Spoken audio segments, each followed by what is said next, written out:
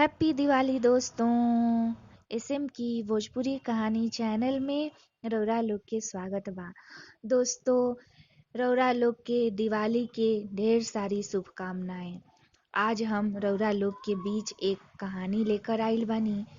रौरा लोग के प्रेम अगर लाइक कमेंट सब्सक्राइब के माध्यम से मिली तो हमार उत्साह और बढ़ी और एक उत्साह के साथ नया कहानी लेकर रौरा लोग के बीच आई। त आई एक नया कहानी सुनावतानी जेकर शीर्षक बा गरीब के दिवाली। दिवाली के कुछ दिन पहले रवि अपन माई से कहलस कि माई, मनोज के घरे बड़ा सुंदर छोट घर बनता, हमरो के ओइसन घर बनवा द। निधि दिवाली के काम में व्यस्त रही।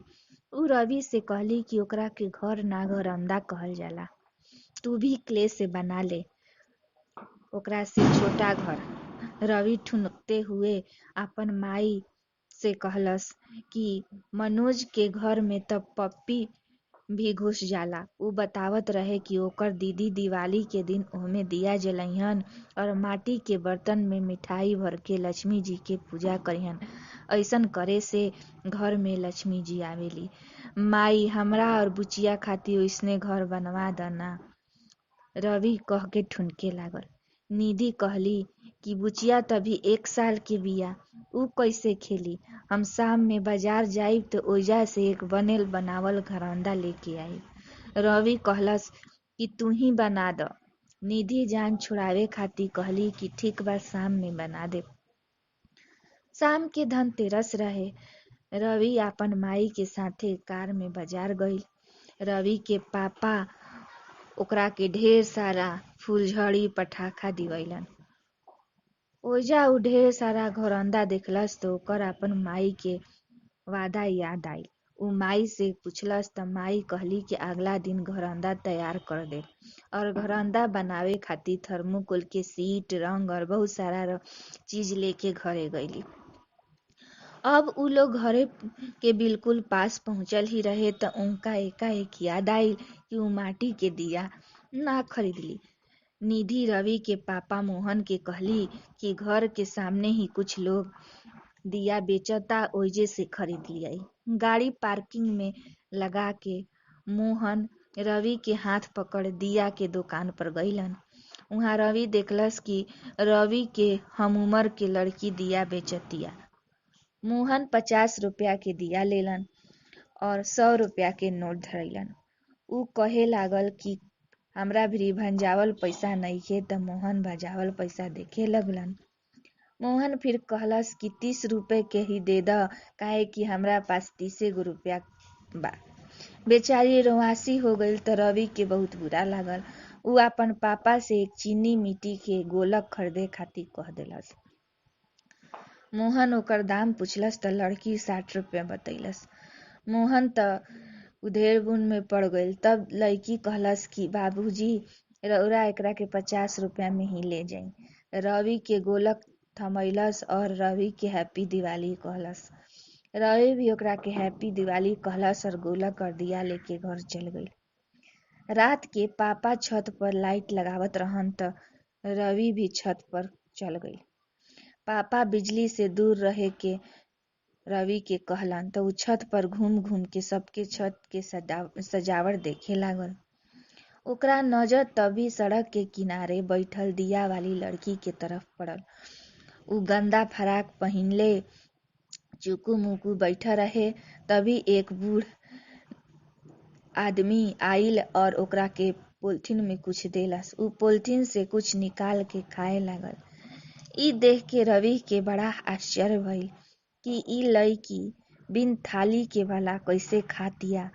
आज त सब लोग नया नया कपड़ा पहन के घर के साज सजावट करता, दिया जलावता, आ ई कैसे फाटल कपड़ा पहन के बिना थरिया के ही खाना खातिया। अगला दिन रवि बार बार छत पर जात रहे और उ लड़की के देख के आवत रहे। ओकर दुकान पर दिया का ढेर वैसे ही लागल रहे। कुछ लोग आवत रहन और 2 गो 4 गो दिया खरीद के चल जात रहन।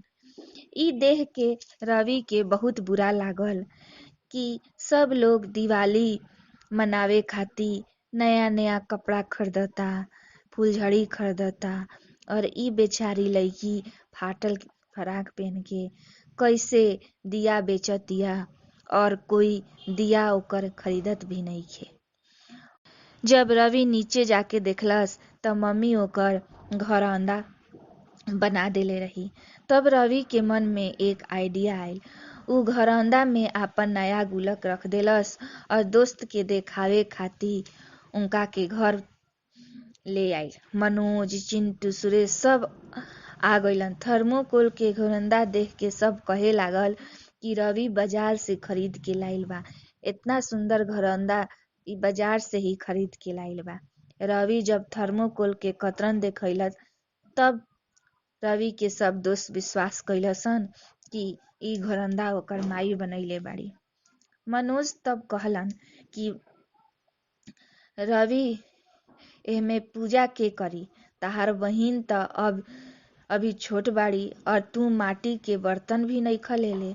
रवि झूठो के कहलस कि बर्तन माई रखले बाड़ी, कल शाम के ओही में मिठाई भर के रखीहन। हमरा पास गुल्लक भी बा और हम उ गुल्लक ओ लड़की से खरीद के लाइल बानी और घरौंदा में हम उहे गुल्लक रखब। आखिर पैसा के ही तो लक्ष्मी जी कहल जाला। रवि के सारा दोस्त आपन आपन घरे गइलन सन और फिर ओह लड़की से जाके सब माटी के बर्तन और गुल्लक खरीद के ले अइलन सन। उ बंटी नंदन के गुल्लक लेते हुए देखलस।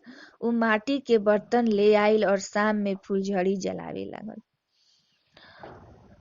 ओकर नजर तभी ओ सामने गइल त उ देखलस कि उ लड़की बड़ा गौर से ओकरा के देखतिया। तो वो बहुत दुखी भइल कि आज हमनी के सब फुलझड़ी पटाखा जलावतानी जा, नया नया कपड़ा पहनले बानी जा और उ बेचारी फाटल कपड़ा पहन के बैठ के आज भी दिया बेचतिया। उ फुलझड़ी के एक पैकेट लेके आइल और उ लड़की के जाके दे देलस और कहलस कि हैप्पी दिवाली। फुलझड़ी के पाकिट पाके उ लड़की बड़ा खुश भइल। शर्मा अंकल अपन बालकनी से ई सब देखत रहन। उ रवि के ऐसा देखते बड़ा खुश भइलन आ उ सोसाइटी के सब लोग से बात करके पूरा सोसाइटी में दीप जलावे के कार्यक्रम रखलन।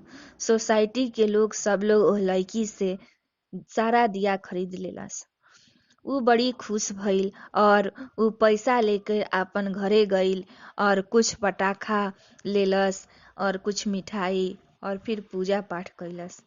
दिवाली के दिन रवि पटाखा चलावत रहे और पूरा सोसाइटी दिया के रोशनी में जगमग होत रहे। रवि के घर के बेल बाजल तो उ छत से देखलस तो उ देखलस कि उ लड़की ओइजा खाड़ बिया। रवि के तो बहुत गुस्सा आइल कि हो ना हो उ फिर पटाखा मांगे आइल बिया। उ नीचे उतर के गेट खोली कि ओकरा पहिले ओकर पापा गेट खोलन। उ लड़की पेपर में लिपटल एक सुंदर सा फूलदान रवि के पापा के हाथ में देलस और कहलस हैप्पी दिवाली। मोहन के कुछ समझ में ना आए तो उ निधि के आवाज लगैलन। निधि भी इतना सुंदर फूलदान देख के चौंक गईली। कोई कुछ बोली एकरा पहिले उ लड़की बोल उठल कि हमरा तरफ से दिवाली गिफ्ट। हम आप रौरा घरे के सामने दुकान लगैनी और रौरा हमरा के डटनी ना और रौरा चलते हमार ग्राहक भी बनल आ हमार दुकान के सब दिया बिक गई। राउर बेटा कल हमरा के फुलझड़ी गिफ्ट कैले रहन तो हम आज अपना हाथ से ही फूलदान तैयार करके रौरा लोग के गिफ्ट लेके आइल बानी। निधि इतना छोट लड़की के मोटा बात सुन के उ घर में बोलैली और खाए के मिठाई देली। मोहन कहलस कि अगर ऐसन फूलदान तू हमरा के बना के देबू तो हम अपन शॉप पर ऊंचा दाम में एकरा के बेचब। हमार सिन्हा रोड में गिफ्ट आइटम के बड़का दुकान बा। छोटी बच्ची उमा मिठाई देली त उ ना खैलस। निधि जब पूछली कि काहे नइखू खात त उ कहलस कि हम आपन घर वाला के साथ ही कुछ खाई ना। तब निधि एक मिठाई के पैकेट ओकरा के थमैली और हैप्पी दिवाली कहली।